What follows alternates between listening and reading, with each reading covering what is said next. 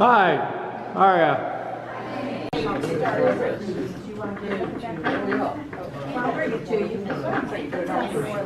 Okay, can you guys all hear me? All right. So, a lot to get through before we get to our speakers.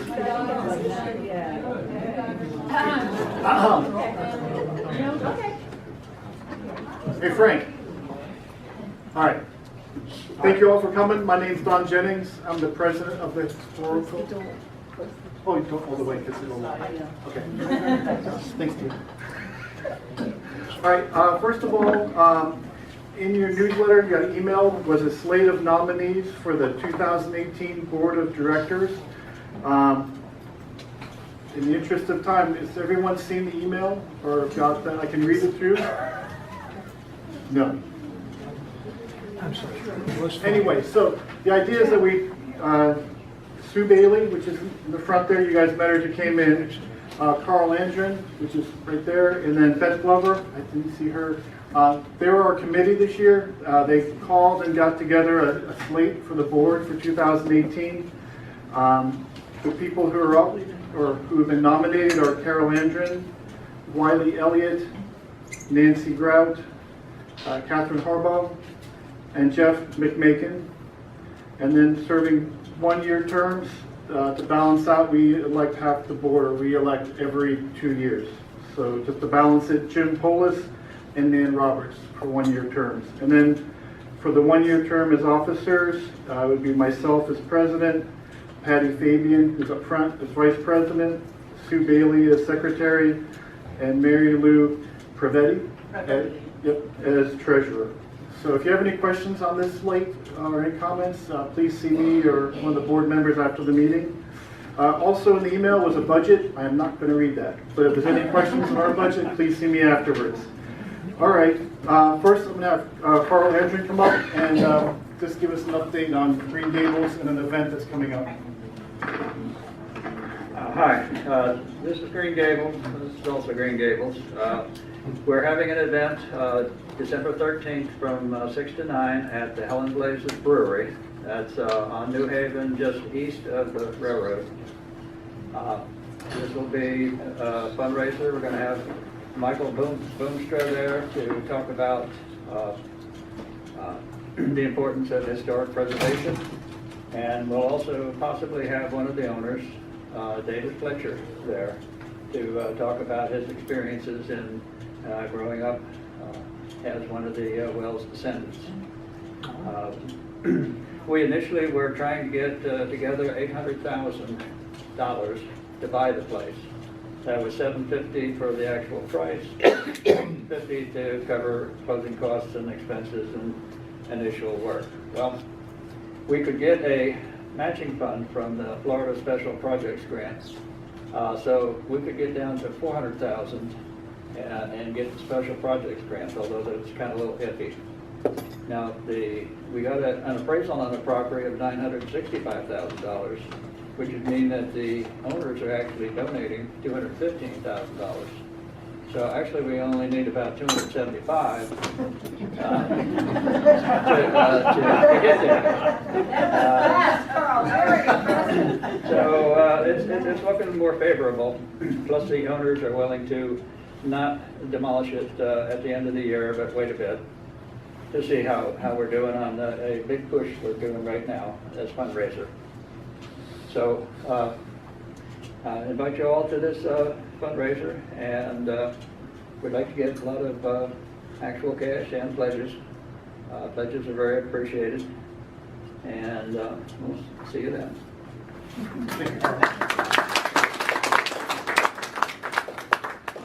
Before I move on to our next speaker, just before we started, I was notified that Johnny Hyatt, who you guys probably all know, he was in the hospital. He's due to be out tomorrow, but if you could keep him in your prayers, that'd really be appreciated. So, our next speaker, Jennifer Marks, is going to speak of abstract of title documents regarding in the Atlantic. If I said that correctly. Maybe I didn't. You did. Can you hear me? Yeah. Okay. Maybe I don't need, can I stand here though? Absolutely, it's all yours. I'm gonna sit down. You know, I don't know if any of you remember some childhood doggerel. I feel very much like this. It goes, I come before you to stand behind you to tell you of something I know nothing about. Remember that? Well, that would be me today. I have an armload of documents that look like this. This is the cleanest and the neatest, so I picked it off the top. Some of them are older. I will be, if you agree, with time, sharing some of the tidbits that I find in them.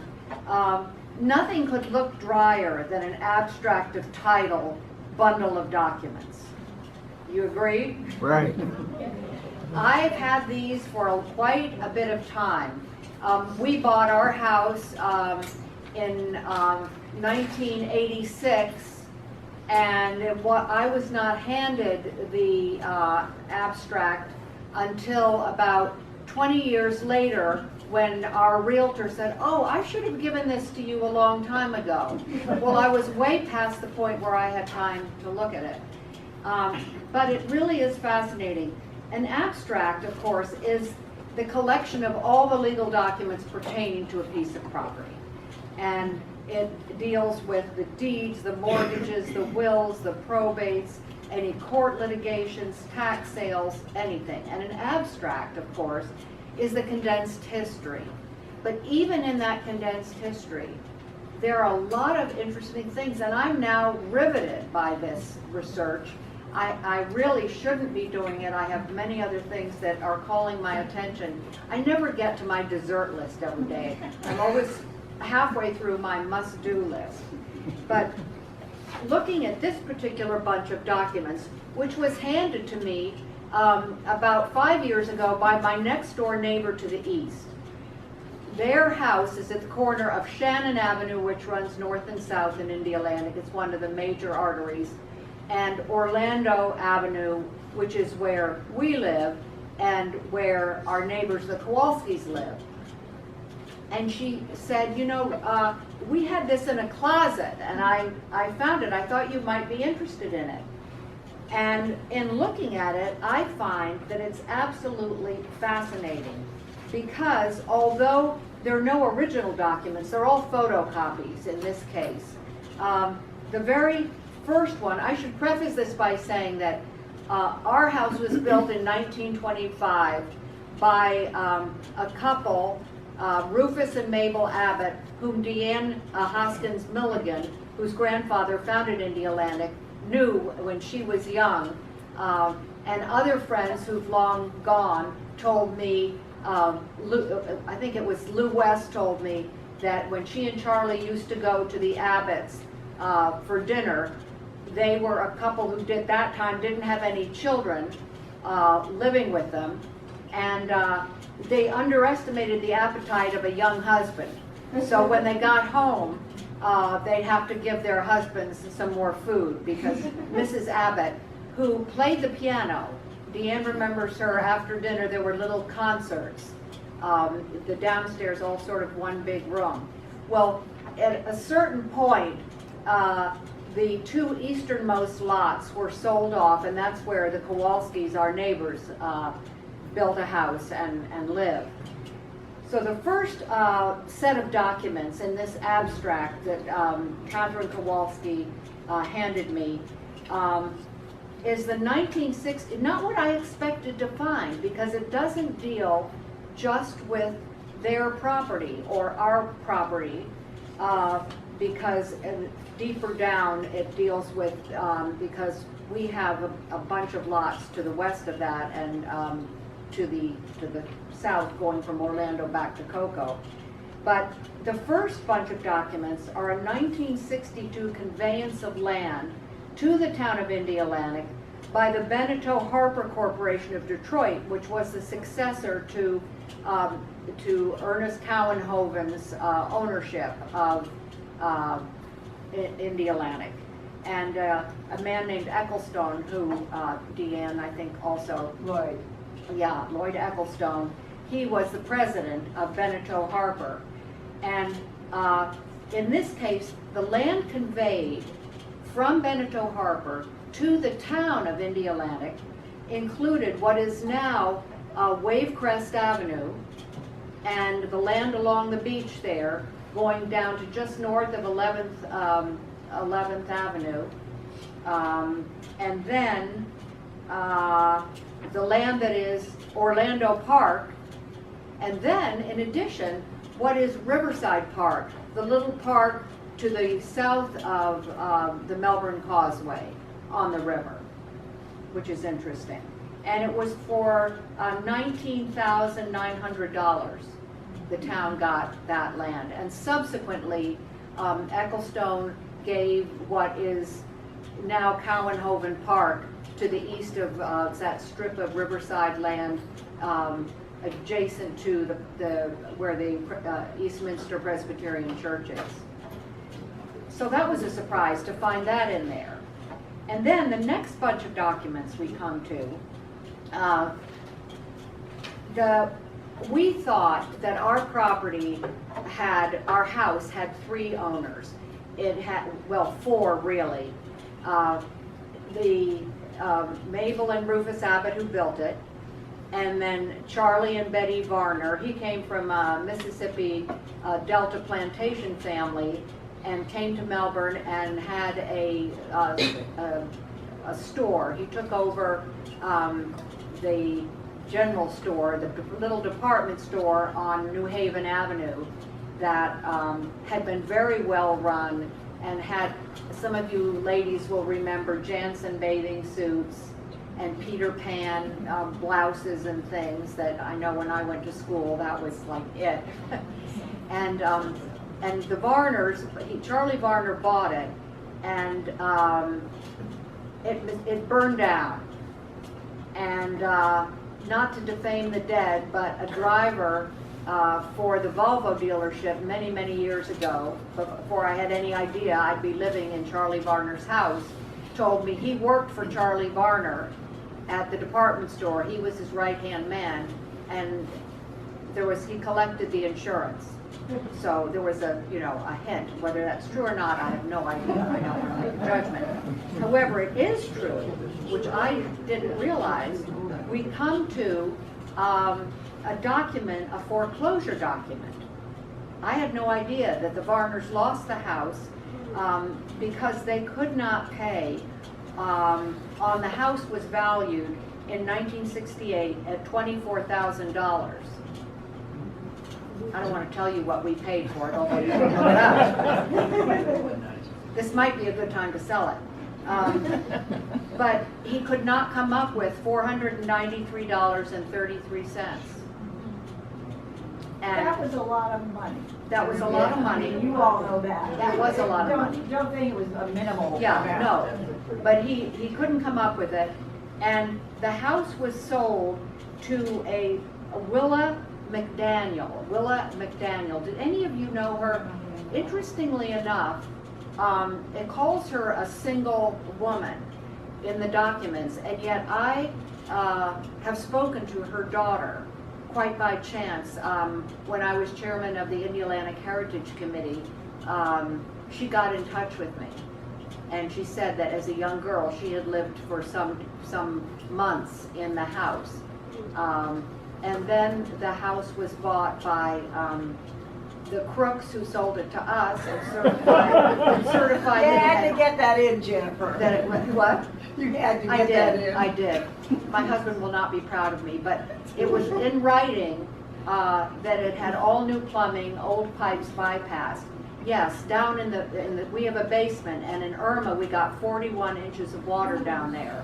And the flood insurance adjuster was quite impressed. But,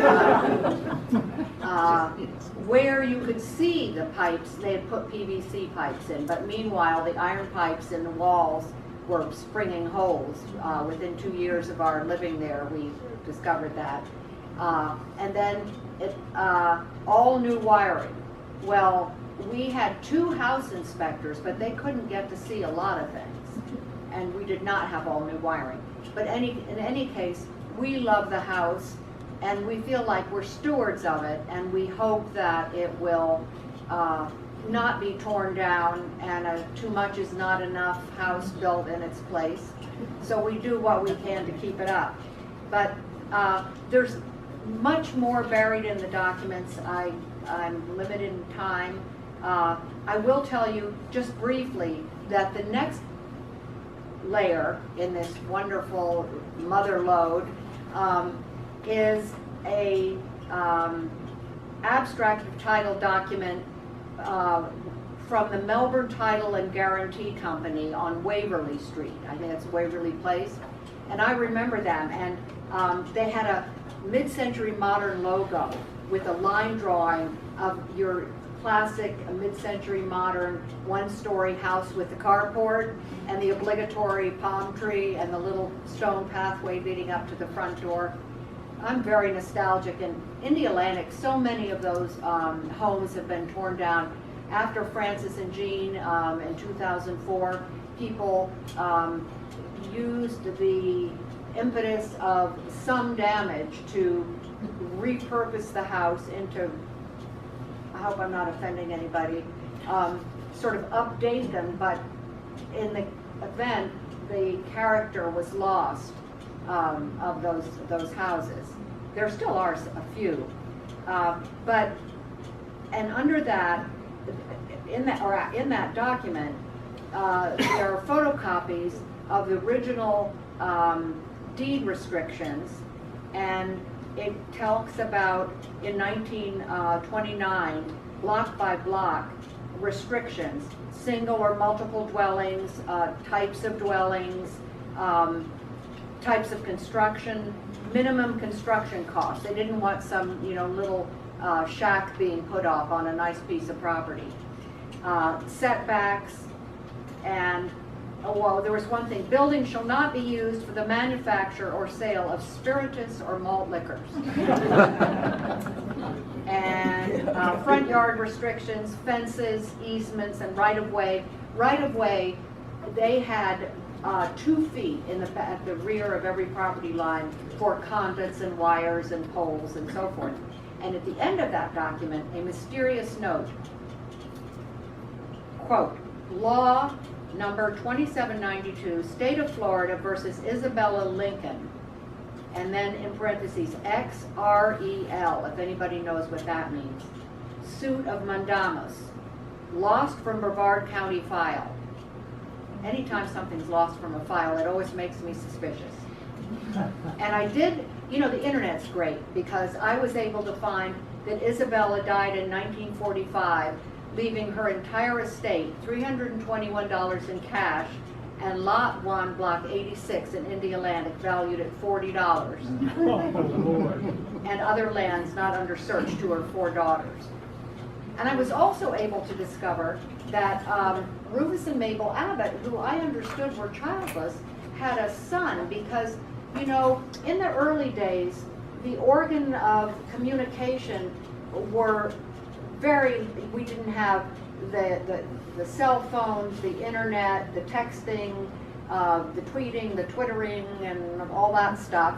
You had the newspaper, and everybody read the same paper. And the papers usually came out a morning edition and an evening edition if you were in a place like Orlando, or once a day in a place like Melbourne, or once a week in smaller places.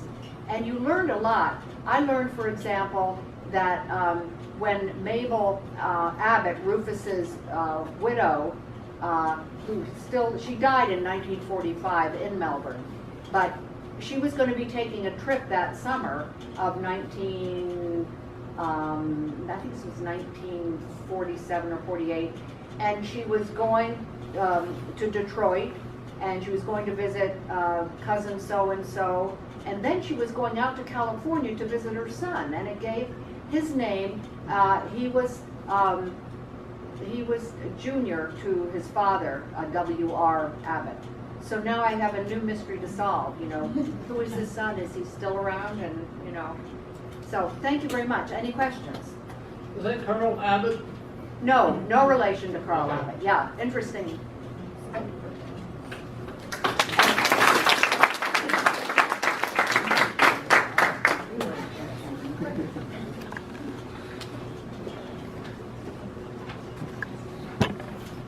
Thank you, Jennifer. Next, we have Esther, who's going to come up and just show us a family artifact. A family artifact. My house burned in 1981, and I've been going through burned papers a lot. And so this is a picture of my mother. In the 1940s, she got her home nursing certificate from the Red Cross. And I found her hat, and then later I found the certificate. And I just thought that would be an interesting piece. She grew up here. She went to Mel High, as did all my family. They all moved in 1923 to Melbourne. What brought them here? They were in Tar Heel, where the Irelands lived on Riverview, and Mr. Ireland was a friend of my grandfather in Greensboro, and Mr. Ireland lured 3 or 4 families down here because it was a good place to raise your children. Still is. And I'll pass this around if you want to see Thank it. you. What year is that? What? What year is I that? can't read the certificate, and I was too lazy to take it out. Thanks, Esther. Thank you. Next, we're going to have Jimmy Cox come up. He's doing some research on the B-24 crash in O'Galley back in 1944. So, Jimmy, if you want to come up and... I don't know if you want the speaker or I can project. I'll try to project. Hello, everyone. Just over a year ago, I would never think that I would be here. If you've driven down to Galley Boulevard by the railroad tracks, there's a marker next to the fire station. It's the crash site of B-24. It crashed March 26, 1944. In 1995, the survivor came back, and he spoke with Winona Cleveland. And there's an article, I'm not sure if it was reprinted then, but it's an extensive interview in her book. And if you pass down, does anybody recall that at all, or any idea? Yeah, I was there. In 1944. 1944. I was less than a year old. we lived right next to the crash site. And do any other accounts of the fireball or anything that you really? There was a little gathering at my parents' house, and I believe it was a Sunday evening, and they just heard this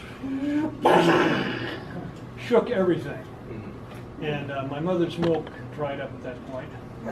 And the men, who were all naval officers, ran over to the site and helped the one survivor out of there. And his account Could you pinpoint where you're talking about exactly? Just over the railroad tracks. It's O'Galley Boulevard. There's Okay, the fire. O'Galley Boulevard. There's the fire station right there on the south side, just before the tracks. Okay, gotcha. The marker is just southeast of the intersection, which the original development, Sunset Terrace, was the housing development. There's a blue marker there, and if you go by or Google it, you'll be able to see the marker.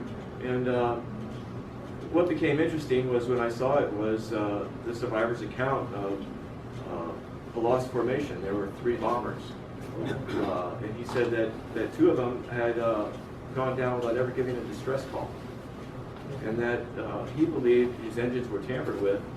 And he gives us the account where the engines failed one by one and they crashed short of the runway. And he talked to Winona about that, and also another author back in 2007, Robert Winder, a book called Aircraft Accidents in Florida. I thought it would be easy. Well, let's just find out how this happened, but the more I got into it, just the more the recollection of the co-pilot isn't correct. There were some things about what actually happened on his mission, the accounts of sabotage, how that came about, and there were a lot of threads. I mean, I started going through all these bunny trails, trying to find the answers, and there was, thanks to the internet, you get to dwell in all types of things and go down all kinds of bunny trails, so to say. The 2 accounts in the books by Robert Winder and Winona, they both talk about a commander who was investigating sabotage. And at one point I said, well, this is the same commander in both books. And that kind of led me to Where was he a commander? Chatham Field, Georgia. That's where the bombers were from, and every indication that's where he was from. So he was investigating claims of sabotage. And when I got into it, you know, I found out that not just the 10 men that were killed there were 74 airmen that were killed at the Navy base here in Melbourne. And there was also 15,535 total airmen killed during World War II training here in the continental United States. So that was never really, you know, by that time, during the war, the Army pretty much frowned on anything being publicized as far as bad news. So airmen being killed in training at this rate was definitely not really publicized. So there were Army intelligence that actually investigated the crashes that took place.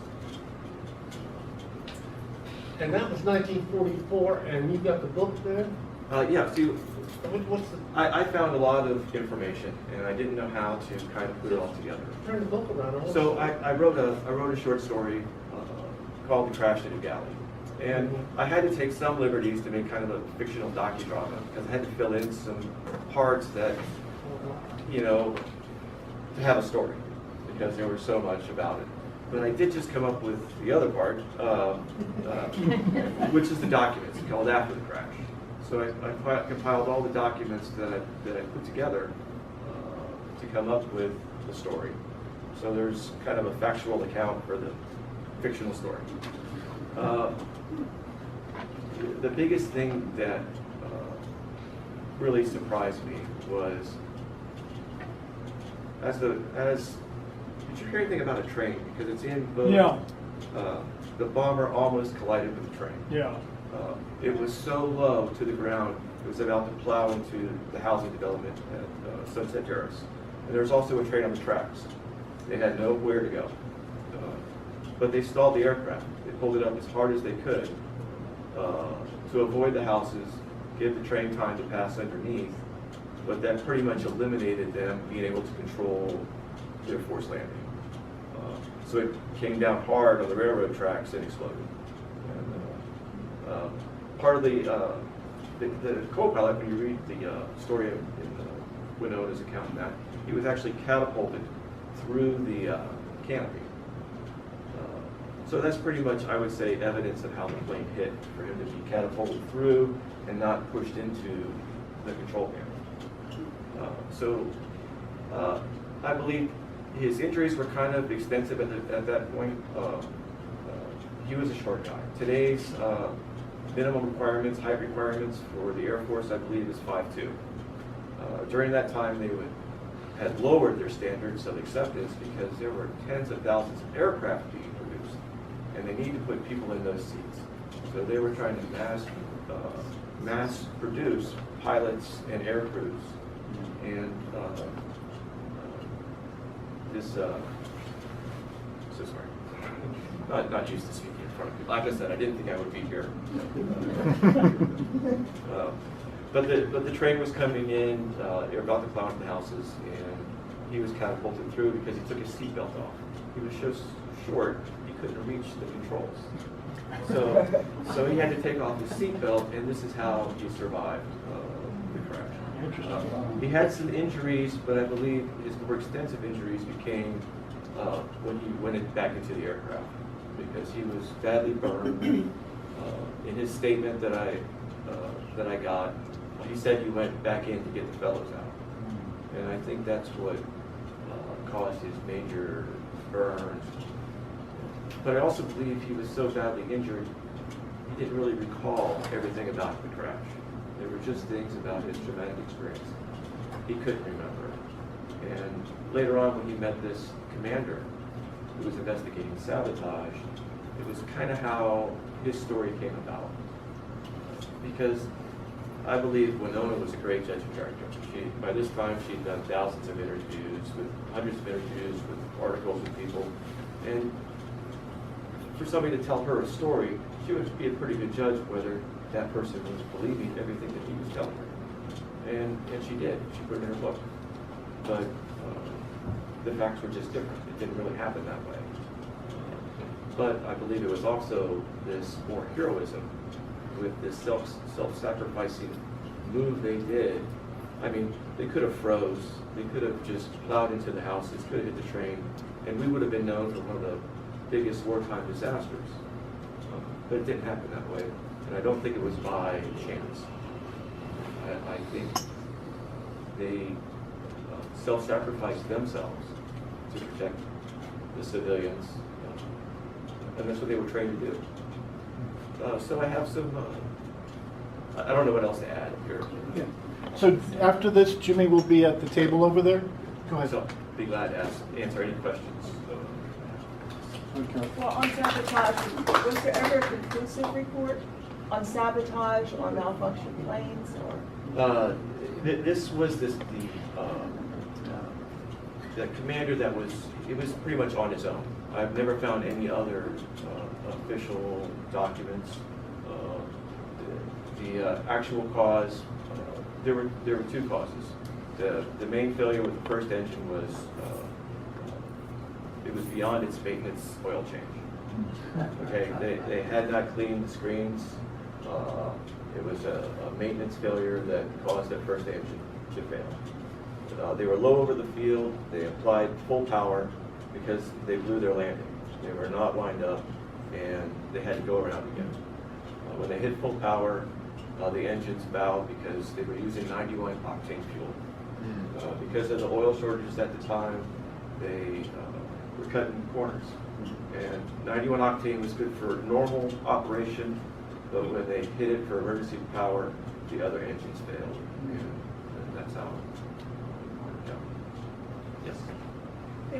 They were coming in from the ocean and they were trying to land in No, they had circled the airport, Melbourne.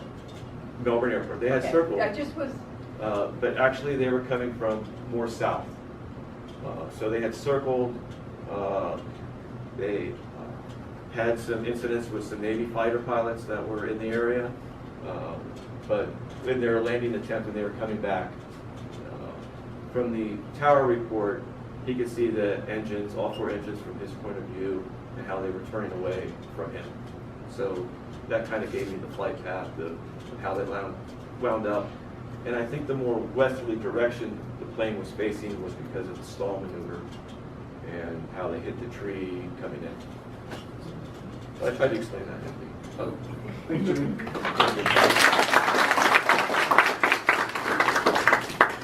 Next, we'll have Nancy Dillon give us an update on the mural project.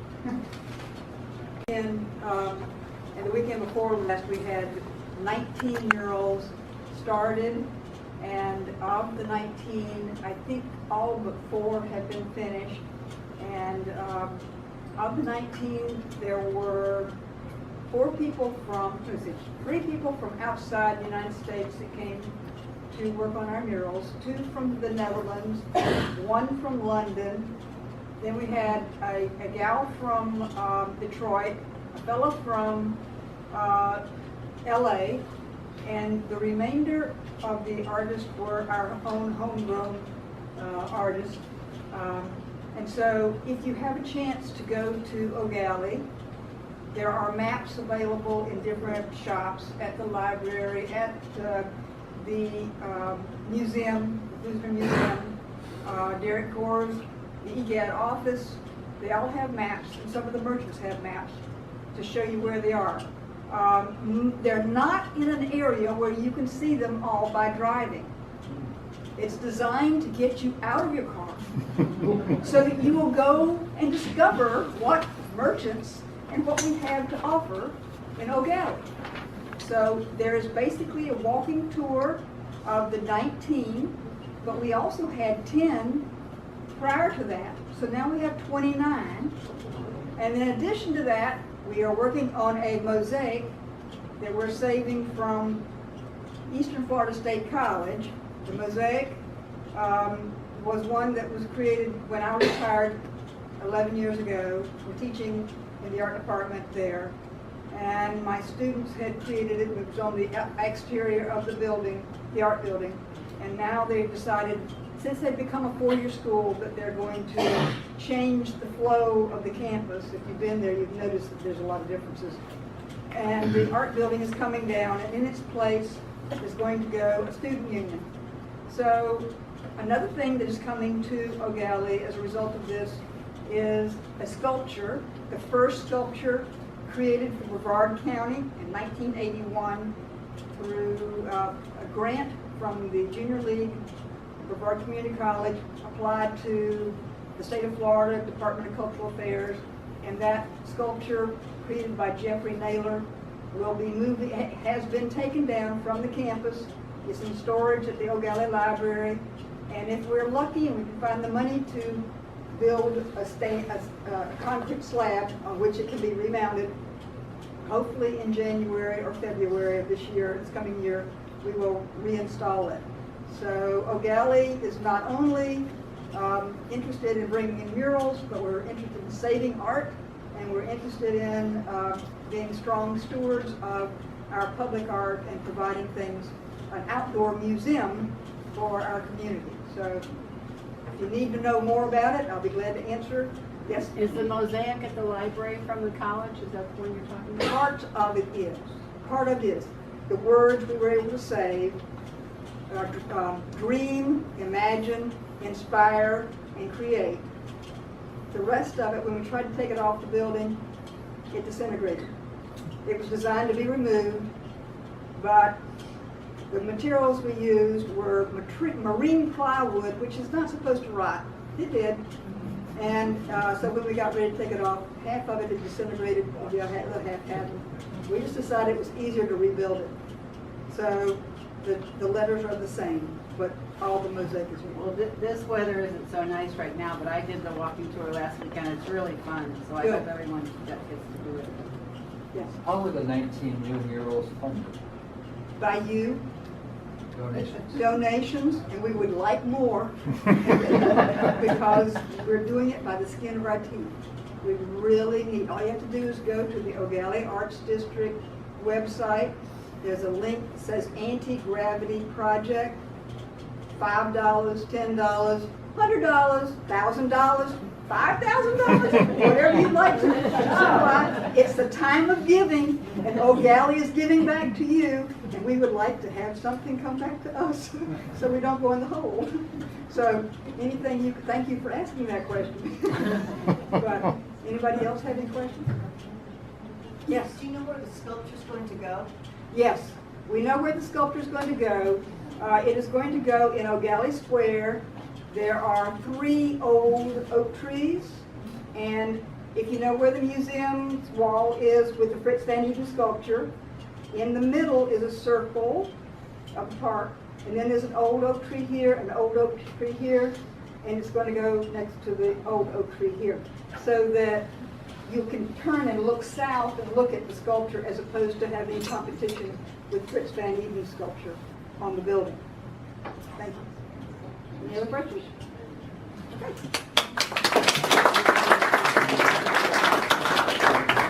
Thank you, Nancy. Next, we're going to have Jane Templeton come up and speak about Field Manor.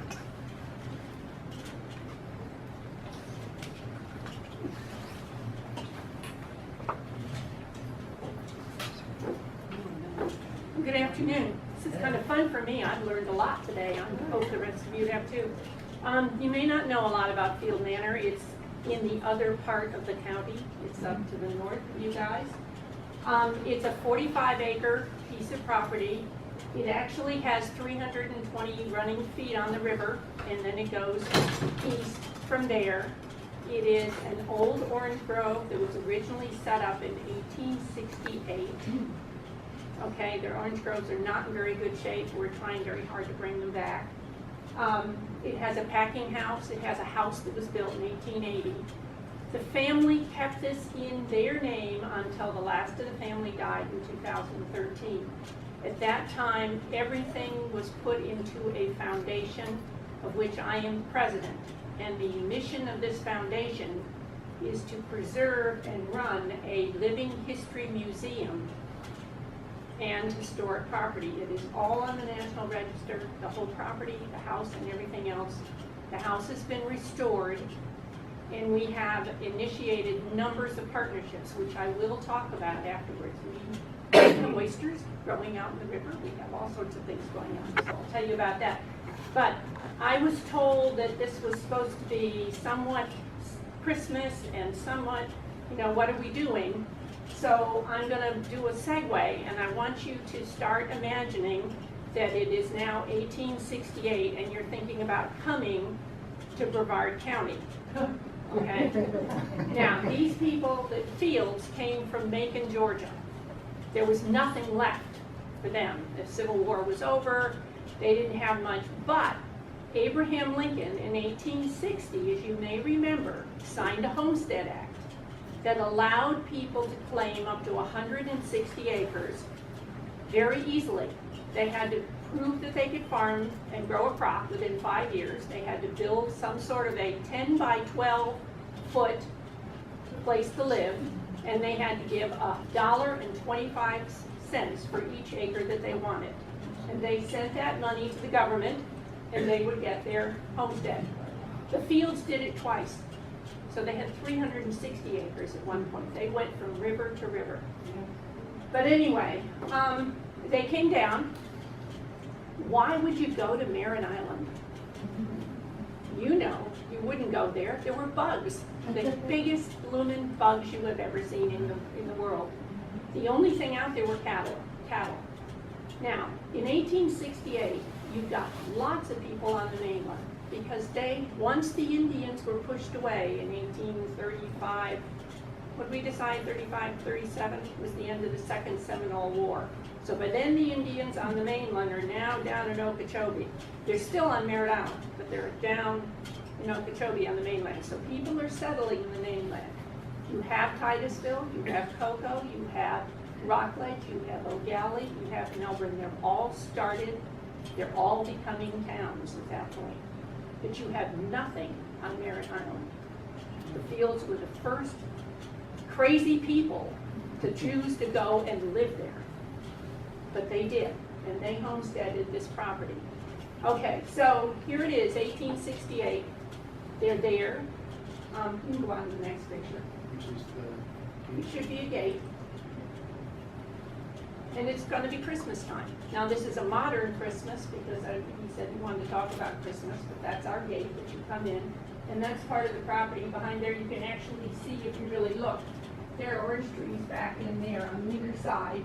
The property is dotted with a wetland that goes all the way through it. So we not only have, we have every kind of cultural biodiversity that you could ask for as far as that kind of stuff goes. So you go on, you come through the gate. Doesn't want to show you the next picture? Okay, It's so the that's list, all right. hold on, we're good. It'll show. Coming for the holidays? It's people coming in for the holidays. The Field House was one of the biggest houses in the area. There were two brothers who settled the place. The two brothers each built a house. They decided they wanted to have a community, so each of them sold off some of their homesteaded land to encourage others to live there. And they actually created the first town on Merritt Island. It was called Indianola. And this is just a rendering of some people who came at Christmas time. I thought it'd be fun for you to see the old costumes and that kind of stuff. And there should be another one. People? It's people. They are in costume there. This was a rendering that we did, that these ladies were supposedly dressed for a party, such as you would be dressed at Christmas time. Coming to the house at the old manor. Now, if you were going to decorate, now these people were primitive Baptists, so they didn't have, a lot of Santa Claus. They didn't believe in all that kind of stuff. Most of what they did was very simple decorations using the natural things. You can go on and show that. I think the next one should be the inside. All right. Yeah, there we go. All of those, that greenery is greenery right from the plantation. That's the kind of thing they would use for decoration. And then there's one little tree that does that too. Okay. Can you lighten that so they can see. Yeah, actually, can we flip off the lights? Okay. Please. You have berries, you have these cones, which are actually made out of paper. And a lot of, that's a rag doll, for instance, and old pieces that they would have had. The numbers of toys were very few in the 1880s at that particular point in time. And I brought, so you could see, the kind of thing they would do for a wreath. I think the next one is the next wreath. That's a finished one. This is what they start out as. They're actually made, this is grape vine, and this is moss. Okay, and they would put it together, and then you could put into it, stick into it, anything you wanted to decorate it. But that's the way they made their decorations. They didn't have wire, they didn't have all the things we have today to do natural. So I thought it might be fun for you to see. I don't think there's anything wrong with having it just like this. I think that's kind of pretty, but you know, not everybody likes it that way. They want something a little fancier, so that's a fancier one. So that's the kind of decoration they would have had. Their celebration would have been a lot of singing, some food if they could have it. It wouldn't be a whole lot of food because we didn't have much at that point, but it would be what they could find. There are stories that go from everything from having 7 people to share 1 potato, which is one Christmas, that's all they had, to one Christmas they decided to take the boat and go to Cocoa. And they took the boat to go to Cocoa because they wanted to have a fish. They wanted to have a big, one of the big red fish that you could get out of the river. And they went over there and there were no fish to be had. On the way back, a fish jumped into the boat. They killed the fish with the beer bottles. They got to shore and they called their neighbors and they said, "We have a fish." And the neighbor said, "Okay, I'll get oysters out of the river and we'll have a regular fish fry and oyster roast with what's available." So they made do, the point is they made do with their Christmases with what was there. And it was really kind of amazing. There are stories that you probably have heard of having so many oysters in the river that they were afraid the river would be blocked and they would not be able to get the boats through the canal up on the town, what's it called? Tollover Canal, because there were so many oysters. There are stories of going literally just being selective about the ones you picked. Because there were so many, you could do it, you do that kind of thing. So the river, the river provided a plenty that made life worthwhile. But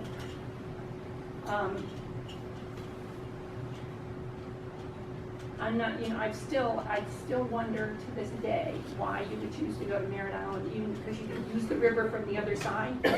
But there's something about being on your own, I guess, and starting your own thing that made it happen. So they came to Merritt Island and they started everything going there. Now, the Field family had 3 generations there. And in the 3 generations, they were very successful as citrus growers. They had their own packing house from 1900 to 1935. We have not restored that yet, but they never threw anything out. So all of the stuff is in there, and eventually, when we get enough of the right people in place, we will restore it. And all the sorting material is there. They're all wooden, it's all made out of wood, but it's there. The house has been completely restored. What Clyde wanted was to have partnerships with as many educational groups as she possibly could. And we are fortunate in that we have 2 with UCF. UCF is responsible for doing our what we call riverfront restoration. And we have actually been able to document reclaiming over 4 inches of riverfront along our property, which is pretty exciting in a year and a half. Okay. We have a partnership with the special school, which basically allows the students who have to do their junior-senior project to find a project and do it on our property. And last year we had 8 students. This year we have 7 that are doing their projects. Everything from recycling to Some are working on riverfront restoration in different areas, like what kind of plants will grow to help hold in the riverfront. And some of them, we have one doing the Martin House, we've had bats, we've had composting, all sorts of things going on. So that's been very rewarding. We also have a robust program going on with the schools where we actually let our kids go through and experience what it's like to homestead. And they actually go through the process, identifying, have to build their little spot, and then they end up with their little certificate that they homesteaded this particular piece of property, which is wonderful. If you're in 4th grade, it works out well. It makes you feel good. You know, so those are the kinds of things we're doing. There's always room for more things to be done. One of the nice things, and the last thing there, is we also have festive events. Obviously, citrus doesn't make it in today's market. We do not make money off our citrus. We have a marvelous program going on where we have experimental cultivars that are doing fabulously.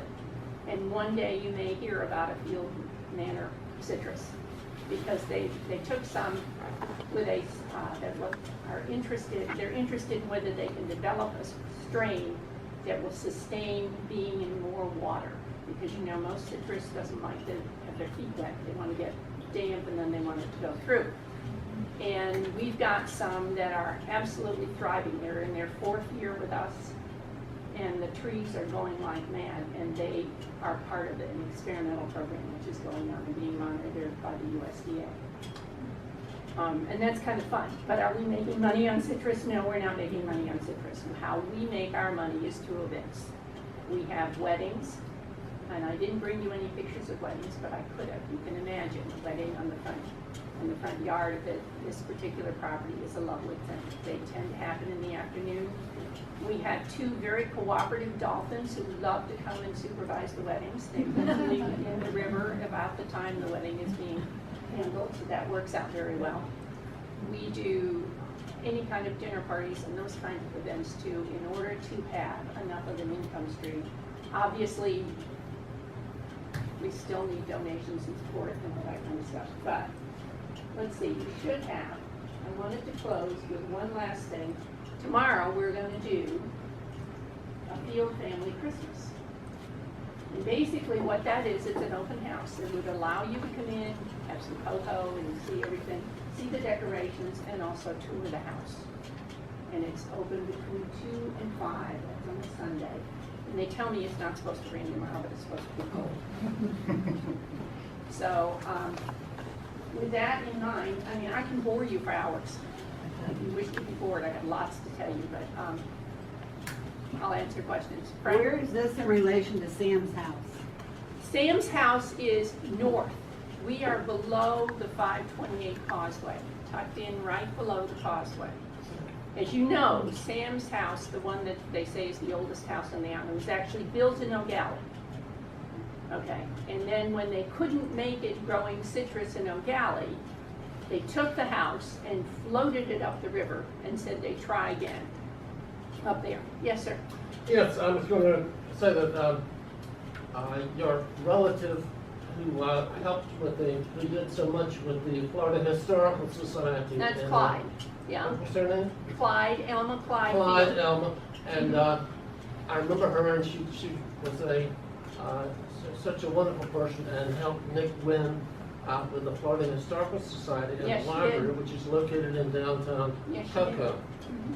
did. Did that. At one point, her name was actually on the building. Yeah. And, That's another story for another day. that's Frank. another story for another day. Okay. You know, she was very committed to being sure that we didn't lose this heritage.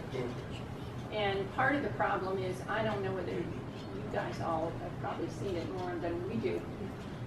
There are no other big tracts of land up where we are. You know, when I moved to Merritt Island, there was over 500 acres of citrus groves. And they're basically all gone. You know, Bud Crisafulli has a few, the Chichios have a few, and there's ours, but there isn't really any big holding anywhere. And the fear was, once this goes, how do you tell someone, how do you get someone to understand how difficult it really was to make a living or make a livelihood in this land. It wasn't easy. You know, so that's what she was trying to do, and that's what we're trying to do any way we can. So, appreciate you listening to me. Your president has been up a few times, Carol has been up a few times to see us, and you've been helping us. You've helped with one of our students. So, you're all welcome anytime. Please come see us. Be a part of it. This is Brevard's Showcase Historic Site, I believe. I beg your pardon? It's Brevard's Historic Showcase Site. It's a private foundation. Was organized well, it was run well. It's a prototype for how to do these projects. And I think Jane has worked hard from the beginning. She was a close friend of Alma Clyde Fields. And thank you to you and the hard work you're doing to continue what Clyde wanted. Thank you. It's very hard Can't do without all of your help, so.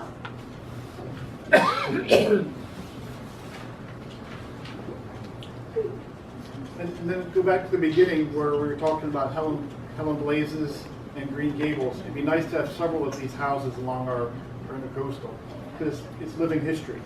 Field Manor does it. Green Gables is awesome to drive by. They've had their events, but we need more of these. We need to save these historic houses. So whatever you can do to contribute would be really appreciated. So last on our list, Frank Thomas is going to come up and give us. He's written an article in the most current journal, and he's going to give us about a 5-minute update, and then he'll be over in the corner to. It might be 7 minutes. Make it 7 because we got food over here. So. No, seriously. I'm Frank Thomas, and I'm a Melbourne Beach historian, somewhat one. And this is an article I've been working on for 50 years. You may not know, you're talking about not knowing and remembering things and not knowing things, but did you realize, no, you didn't realize, that you could easily be living in a city today called Brevard Beach. There was a vote in 1967. This is the 50th year of it. That's why I wrote the article, and I've got the all this information on it, which I won't bore you with, but I want to give I won't bore you with. It's a fascinating stuff, but I will give a program sometime about this, and it dates to that time. The powers that be, the Chamber of Commerce, the establishment in South Brevard County wanted to get together and form one city. Some of you remember that? I was there. You were there? Were you for it or against it? Well, I thought it was unfair because. Oh, there you go. That's like that. That's how I was against it. Castro Valley is what I Okay, I'll take that. But to get to the point, they one city, 181 square miles, about 110,000 people at that time. That was 50 years ago. And it was just Harris, everybody was for it. I mean, all of the Chamber of Commerce, everybody was for it. And it almost won. It was basically 10 to 9 against 10,000 and some votes to 9,000 and some votes. And it was very, and what's what I want to, if you want to look at some of this is the Miami Herald. What's the Miami Herald doing? Writing about this. We had 4 newspapers then, and it was all newspapers. And the Miami Herald had a Brevard edition, and it was Orlando Sentinel, and then there was Today paper, which was brand new, and then there was the Melbourne Times, and it was all competitive. And that was the news, and it was the radio, not much television, very little television. But it was a big story. And I'll just wind up by by saying we had two big battles. Let's see, I know we had some in 1967 when Indiana almost disappeared. But they had a here we're going to talk about we want to unify. Yeah. Vote yes. Vote yes. You remember that? And we can tell some stories about that. Cut taxes. Unify. Which is all of a bunch of garbage. I mean, it was that. Those of you who remember. And then vote no against unification. Don't be misled. You can know which side that was on. And so I was one of the founders of the anti-people, and it went ahead with Sid Martin and Percy Hitchcock and some others that really led it and got into it. And we had, I could go into it.